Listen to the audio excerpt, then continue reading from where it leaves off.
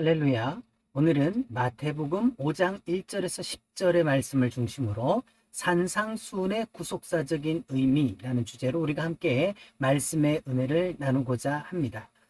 우리가 함께 말씀을 살펴보면요. 마태복음 5장 3절에서부터 10절까지 말씀에 심령이 가난한 자, 애통하는 자, 온유한 자, 의에 줄이고 목마른 자, 긍휼히 여기는 자, 마음이 청결한 자, 화평하게 하는 자, 의를 위하여 박해를 받는 자, 이것이 팔복이죠. 이 팔복의 말씀은요, 산상수훈을 해석하는데 가장 중요한 열쇠가 되는 것이 이 팔복입니다. 오늘날 우리가 살아가면서 복을 싫어하는 사람 아무도 없죠. 우리나라 사람들도 다 복을 좋아해서 밥숟가락에도 복자를 새기고 밥뚜껑에도 복자 새기고 그 다음에 베개에도 이불에도 온 곳에 복자를 새겨요. 근데 그건 우리 육신의 복을 말하는 것이고, 하나님께서 이 팔복을 통하여 가지고 우리에게 주시고자 하시는 메시지가 무엇인가, 주님의 의도가 무엇인가, 우리가 이것을 깨닫는 것이 중요한 것이죠. 그래서 우리가 시내산 율법과 산상수훈의 맥락을 한번 살펴보십시오. 하나님께서 시내산에 강림을 하셔서 율법을 말씀을 하셨습니다. 근데 우리 주님께서는 산에 오르셔서 제자들에게 말씀하실 때 이 산상수훈을 말씀하여 주고 계신다라고 하는 것이죠. 그래서 율법을 주신 데는요, 두 가지 의도가 있습니다. 출애굽기 20장 2절에 나는 너를 애굽 땅 바로의 종되었던 집에서 다, 우리의 신분이 뭐냐? 너희는 원래 애굽 땅의 종이다. 바로의 종이 되어 있었다. 그런데 내가 너희를 인도하여 냈다. 한마디로 구원했다라는 것으로 시작을 하는 것이죠. 하나님께서는요, 율법에 하라 하지 말라 하기 전에 내가 너희에게 어떻게 하였느냐를 먼저 말씀해 주시는데, 나는 너를 애굽 땅 바로의 종되었던 집에서 구원해냈다. 그럼 이 구원이 어떻게 이루어진 것입니까? 어떻게 우리를 구원하셨어요? 유월절 어린 양의 피로 대속하여서 우리를 구원했다는 거예요. 한마디로 말해서 유월절 어린 양의 피로 값을 주고 사서 내가 너희를 끌어냈다는 겁니다. 뭐 때문에요? 뭐 하시려고요? 내 하나님 여호와가 되려고, 다시 말하면 우리의 하나님 되어 주시려고 우리를 애굽 땅 종되었던 집에서 끌어내 주셨다는 겁니다. 그러니까 한마디로 우리의 신분은 이제 바로의 애굽의 노예가 아니라 하나님의 백성이 되었으니, 율법이라고 하는 것은 하나님과 하나님의 백성이 어떻게 하나님 백성답게 살아가야 되느냐라고 하는 것을 알려주는 것이 먼저라는 것이죠.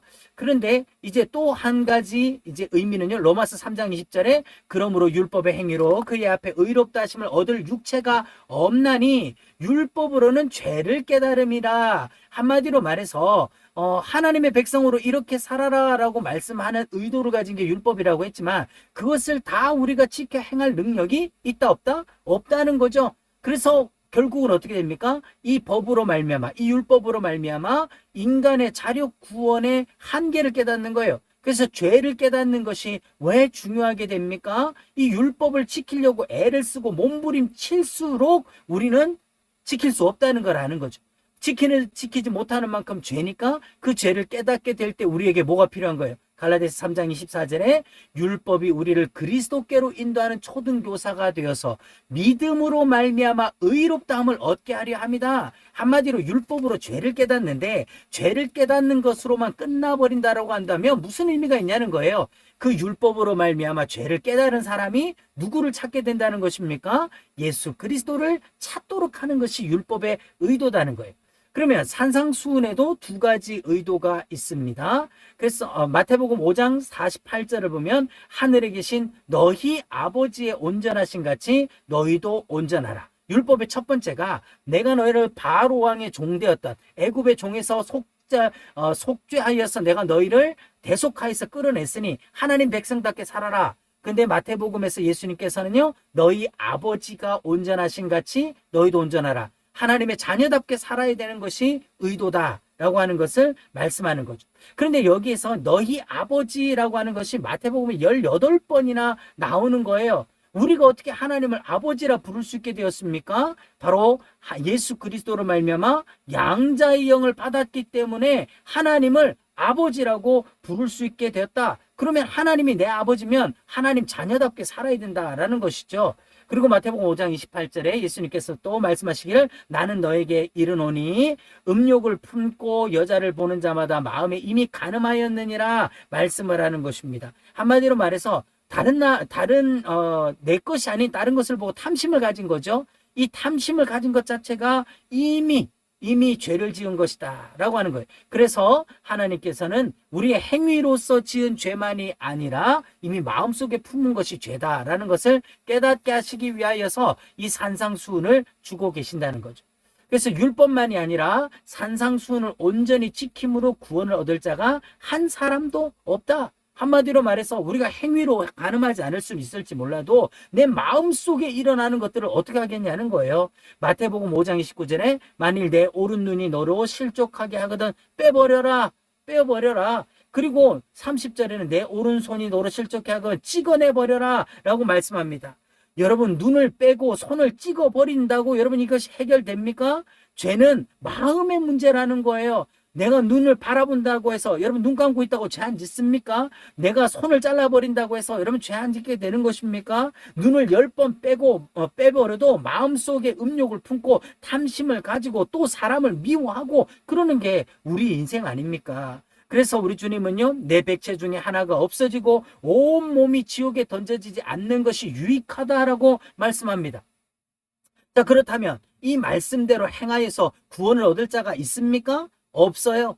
그래서 사도 바울은요 죄가 마음의 문제라는 것을 깨닫고 내가 마음으로도 생각으로도 죄를 범하지 아니하려고 싸웠다는 겁니다. 그 다른 법이 내 마음의 법과 싸워서 나를 사로잡는 것을 보는도다. 예, 다른 법이 있다는 거예요. 내 마음은 하나님의 법을 섬기고 싶은데 내 속에 다른 법이, 육체의 법이, 이 죄의 법이 나를 끌어당기니까 치열하게 싸워봤다는 거예요. 내 마음 속에 매일매일 같이 이 전쟁이, 영적 전쟁이 일어난다는 거예요. 그런데 그것이 내가 싸워서 이기는 것이 가능했습니까? 아니죠. 사도 바울의 고백이 무엇입니까? 24절에 오호라 나는 곤고한 사람이로다. 이 사망의 몸에서 누가 나를 건져내랴. 한마디로 말해서 여러분 죄와 싸워본 사람만이 이 고백이 나오는 거죠. 정말 하나님의 백성으로 살아보려고 몸부림쳐본 사람만이 이 탄식이 나오는 겁니다. 그래서 여러분 우리에게 필요한 게 누구예요? 사도 바울만 누가 나를 건져내랴. 이 누가 필요한 것이 아니라 우리를 건져내줄 그 누가 나를 이 죄에서 건져내 줄 것이냐. 우리도 그분을 찾아야 된다는 것입니다. 그래서요 팔복은 천국으로 시작하여서 천국으로 마칩니다. 마태복음 5장 3절에 심령이 가난한 자는 복이 있나니 천국이 그들이 것이며 라고 팔복이 시작이 되죠. 그래서 마태복음 5장 10절에 마지막 8번째 의를 위하여 박해를 받는 자는 복이 있나니 천국이 그들의 것입니다 라고 마치고 있습니다. 그러니까 천국으로 시작해서 천국으로 마치고 있는 것이 팔복이라는 거예요. 그래서 이 천국이라는 것이 팔복에만 6번, 마태복음 전체에 37번이나 등장을 합니다. 왜냐하면 마태복음의 중심 주제는 왕의 복음이죠. 그러니까 왕의 복음이니까 그 나라에 대해서 설명하는 것이 많이 나오는데 특별히 하나님의 나라가 천국이라는 거예요. 이 천국을 설명을 하고 있는 거죠. 그러면 이 천국은 어떤 사람의 것이라고 말씀을 하고 있습니까? 누가 천국에 들어갈 사람이냐라고 하는 것이죠.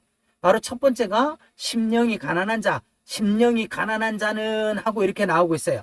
그러면 이 심령이 가난하다라고 할 때 이 가난은요 푸토코스라는 단어예요. 푸토코스. 히브리어 푸토코스라는 이 단어가 나오는데 헬라어에 푸토코스라는 단어가 나오는데 이 푸토코스 가난이라는 것은요 두 가지가 있어요. 두 가지 표현이 있어요. 하나는 페네스라는 표현이 나오게 되고요. 이 페네스라고 하는 것은 먹고 살 거는 있는 좀 비천하고 가난하고 좀 힘들게 살지만 먹고 살 정도는 되는 가난이라는 겁니다. 그런데 이 푸토코스라고 하는 것은요 아예 자기 힘으로는 생존이 불가능한, 자기 힘만으로는 도저히 살아갈 수 없는 그런 비천한 자를 말할 때 푸토코스라고 말을 한다는 거예요. 그러니까 심령이 가난하다라고 할 때 이 가난은 푸토코스를 말하는데 아주 극빈자라는 거예요. 그럼 이것이 뭐냐? 이것을 깨닫기 위해서는 우리가 바리새인과 세리의 기도를 우리가 한번 비교해 보면 되는 거예요. 누가복음 18장 11절에 이 세리와도 같이 아니함을 감사하나이다. 바리새인이 기도하는데요, 옆에 있던 세리를 비교해서 나는 이 사람보다 낫습니다 이러는 거죠. 이 심령이 부자인 사람이에요. 자기 가난함을 모르는 사람이죠. 그런데 그 옆에 있던 세리는 어떻게 합니까? 하나님이여 나를 불쌍히 여기소서, 나는 죄인이로소이다 라고 말을 하는 거예요. 이것이 무엇입니까? 심령이 가는 푸토코스, 나는 불쌍한 사람입니다. 푸토코스라는 거예요. 나는 주님이 없으면 절대로 살 길이 없는, 구원받을 길이 없는 사람입니다 라고 말씀을 하고 있는 것이죠. 그래서 무엇입니까? 우리가 심령이 가난한 자라 하시면요, 자력 구원의 불가능성을 나타내는 거예요. 경제적으로 부유하냐 가난하냐의 문제가 아니라 영적으로 우리가 하나님 없이 자력 구원이 가능하냐, 불가능하다, 자력 구원이 불가능하다는 것을 깨닫고 고백하는 것, 그것이 심령이 가난한 자다라고 하는 것이지요.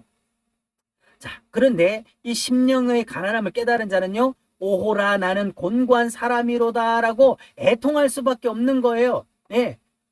왜 그렇습니까? 내 힘으로는 안 되니까. 내 힘으로는 안 되니까. 그래서 그들이 위로를 받을 것이다 라고 말씀을 합니다. 바리새인들은 누가복음 18장을 보면요, 저 바리새인이 아니고 이 사람이 의롭다함을 받고 그의 집으로 내려갔느니라 라고 말씀을 하는 거죠. 한마디로 말해서 바리새인이 부유하냐 가난하냐, 세리가 부자냐 가난하냐의 문제가 아니라 누가 우리를 의롭다 하여 주실 수 있느냐. 근데 바리새인은 자기 의를 내세웠고, 세리는 나는 푸토코스, 아무것도 아닙니다. 나의 의는 아무것도 없습니다. 오직 하나님의 은혜만으로만 구원받을 수 있습니다 라고 했을 때 누가 의롭다함을 받았느냐? 바리새인이 아니라 세리가 의롭다함을 받았다. 한마디로 말해서 아담과 하와가 범죄하여서 벌거벗었을 때 하나님이 그들을 위하여 가죽옷을 해입혀서 그 벌거벗음을 가리워준 것처럼, 오늘날 우리가 우리의 심령에 가난함을 가질 때에 벌거벗은 우리의 모습을 보일 때 하나님께서는 아들 예수 그리스도의 그 구속으로 말미암아 우리의 벌거벗은 수치를 가려주는 가죽옷으로 덮어주신다라고 하는 것이죠. 여러분, 바리새인의 의나 세리의 죄나 하나님의 기준에서 본다면요, 얼마나 그것이 차이가 나는 것입니까? 인간의 의를 가지고 하나님 앞에 의롭다 할 자가 한 사람도 없다라고 하는 거예요. 그런데 우리가 나는 아무것도 없습니다, 나는 푸토코스입니다라고 고백할 때 하나님이 입혀주시는, 의롭다 해주시는 그 은혜를 입을 때 얼마나 감사합니까? 이보다 더 큰 위로가 어디에 있느냐라고 하는 것이죠. 그래서 심령의 가난함으로 애통한 사람은요, 온유해지기 마련인 거예요. 마태복음 5장 5절에 온유한 자는 복이 있나니 그들이 땅을 기업으로 받을 것입니다 라고 말씀을 합니다. 심령의 가난, 애통, 온유는 다 비우는 단계인 거죠. 비우는 단계. 그래서 마태복음 11장 29절에 나는 마음이 온유하고 겸손하니 라고 말씀하는 그런 예수님을 닮아가는 단계인 거죠. 여러분, 바닷가에 보면 이런 조각돌들이 있습니다. 이게 바로 심령이 온유한 자에 비유할 수 있는 것이죠. 본래 이 조약돌들이요, 둥글둥글 맨질맨질했던 게 아닙니다. 다 삐쭉빼쭉 모나고 그 다음에 날카로웠던 거죠. 그런데 오랫동안 물살에 휩쓸리고 바다에 휩쓸리면서 이 날카로운 것들이 깎이고 깨지면서 이렇게 둥글둥글하게 만들어진 거예요. 그런데 말입니다, 교회 중에는요, 부딪힐 것이나 거칠 것을 형제 앞에 두지 아니하도록 주의하라 라고 말씀해요. 그 사람하고 그냥 접촉만 하면 상처 있는 거예요. 그런 사람들이 있죠. 이거는 심령의 온유함과는 반대되는 것이다. 그래서 우리도 그리스도 예수 안에서 깎아지고 만들어지고 깨어져서 뭐 해야 되는 거예요? 이 조각돌처럼 맨질맨질한 사람이 돼야 되는 거죠. 그러려면 어떻게 해야 돼요? 내가 어떤 존재이냐부터 알아야 되는 거예요.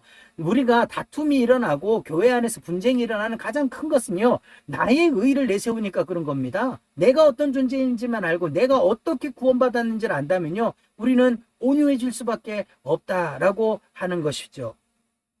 그리고 심령이 가난한 사람은요, 애통하고 온유함에 이른 자는 의를 사모하고 목말라 하기 마련인 것입니다. 마태복음 5장 6절에 의에 줄이고 목마른 자는 복이 있나니 그들이 배부를 것이며 라고 말씀을 하는 것이죠. 여러분, 비운 자만이 채움을 받는다라고 하는 것입니다. 그래서 의에 줄이고 목마름이란 무엇이냐? 하나님과의 바른 관계를 사모하는 것을 의미하는 거죠. 여러분, 이 의라고 하는 것은요, 단순하게 세상의 정의를 말하는 게 아닙니다. 하나님 앞에서 우리가 칭의, 의롭다함을 입는 것에 대한 목마름이라는 것이죠. 그건 하나님과의 바른 관계를 말하는 거예요. 그래서 시편 42편 1절에 내 영혼이 주를 찾기에 갈급하니다 라고 고백하는 다윗은요, 하나님이여 내 마음을 살피사 내 마음을 아시고 나를 시험하사 내 뜻을 아옵소서. 내게 무슨 악한 것이 있는지 보시고 나를 영원한 길로 인도하소서. 이게 뭐예요? 내 영혼이 주를 찾기에 갈급한 거. 이것이 바로 의에 줄이고 목마른 사람. 한마디로 하나님의 말씀에 갈급함을 가진 사람이다 라고 하는 것이죠. 우리는 심령이 가난한 자 이렇게 출발을 했죠. 이건 올라가는 단계예요. 저 높은 곳을 향하여 날마다 나아갑니다.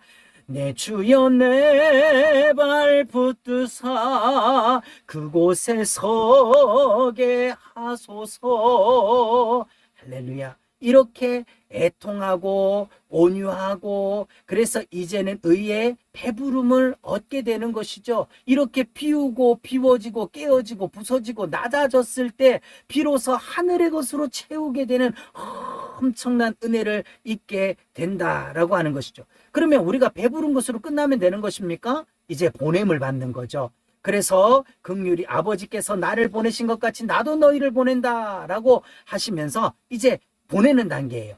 긍휼히 여기는 자는 마음이 청결한 자가 되고 화평케 하는 자가 되고요. 드디어 의를 위하여 박해를 받는 자가 되는 거예요.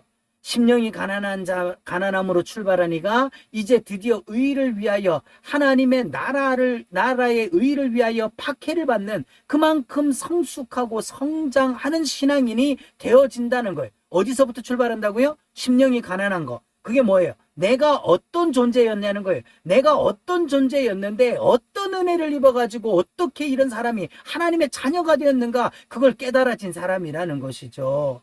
그래서 이 사람은 또다시 심령이 가난한 것을 깨닫고 애통하고 온유해지면서 의에 줄이고 목마르고 배불러지면 긍휼히 여기고 마음이 청결하고 화평하게 하며 의를 위하여 박해를 받는 거. 이게 주님 오시는 날까지 계속되는 사이클이 이루어지는 것이죠. 점점 더 깊어지는 거라는 거예요. 우리가 말씀의 은혜를 받을 때마다 이렇게 우리 심령이 점점 더 깊어져 가야 된다는 것입니다. 결론입니다. 하나님의 나라에 들어갈 자는 무엇을 행했느냐가 아니라 어떤 사람이냐는 거예요. 여러분, 오늘날 우리가 흔히들 내가 예수 믿었으니까 이렇게 해야 됩니다. 교회를 다니고 내가 직분자가 이러니까 이렇게 해야 됩니다. 하기 이전에 내가 어떤 사람인지부터 알아야 된다는 거예요. 디모데후서 3장 1절에 너는 이것을 알라 말세에 고통하는 때가 이르러 사람들이 자기를 사랑하며 돈을 사랑하며 자랑하며 교만한다. 한마디로 말해서 뭐예요? 말세가 되면요, 자기가 심령이 가난한 사람이라는 걸 전혀 모른다는 거예요. 오늘날 하나님께서 예배당 크기를 가지고 우리의 구원을 정하겠습니까? 예배당에 모인 사람의 숫자를 가지고 구원을 정하겠습니까? 아니에요. 무엇입니까? 심령이 가난한 자, 그 다음에 애통하고 온유한 자, 의에 줄이고 목마른 자, 이런 사람들을 하나님은 찾고 계신다라고 하는 것이죠. 그래서 여러분, 오늘 우리가 그 말세에 가까운 거예요. 말세 때 이런다 그랬잖아요. 예레미야 6장 15절에 그들이 가증한 일을 행할 때에 부끄러워하였느냐? 심령이 가난하지도 애통하지도 않았다는 거예요. 오늘날 우리가 부끄러운지도 모른다는 거예요. 말씀을 모르고 구원이 뭔지도 모르고 칭의가 뭔지도 모르고 내가 어떤 존재인지도 모르고 부끄러움을 모른다는 것이죠. 그래서 얼굴도 붉어지지 않았느니라. 오늘날 교회에서 일어난 수많은 일들을 바라보면서요, 참 가슴 아픈 일들이 많지요. 그런데 그런 일들이 죄인지도 알지 못하고 그렇게 하고도 얼굴도 붉어지지 않고 있다는 거예요. 왜 그렇죠? 내가 어떤 존재인지 모르니까. 내가 어떤 존재인지 모르니까. 그리스도인이라는 것이 어떤 값을 치르고 하나님의 자녀가 되었다라고 하는 것을 모르니까. 하나님의 나라에 들어갈 자는요, 무엇을 행했느냐가 아니라 어떤 사람이 되었느냐. 우리가 어떤 사람이 되어야 마땅하뇨. 베드로서 3장 8절에서 13절의 말씀처럼, 여러분, 베드로는 우리에게 묻는 거죠. 네가 무엇을 행해야 마땅하냐가 아니라 어떠한 사람이 되어야 마땅하냐. 여러분, 우리는 심령이 가난하고 애통하고 의에 줄이고 목마른 자가 되었고, 마지막 우리가 영적으로 성숙하여 하나님의 나라를 위하여 핍박을 받을 수 있는 영적인 성숙과 성장을 가진 자로 자라나야 된다. 그 모든 출발점은 뭐죠? 나를 피로 값주고 사신 구원의 그 은혜 가운데서 거듭나야 된다는 거예요. 오늘 우리가 말씀을 더 묵상하면서요, 정말 하나님의 자녀로 거듭나며 하나님의 말씀을 전하는 의에 줄이고 목마른 자요, 또 의를 위하여 핍박받기까지 나아갈 수 있는 믿음으로 성장하는 저와 여러분 되기를 예수님의 이름으로 축원합니다.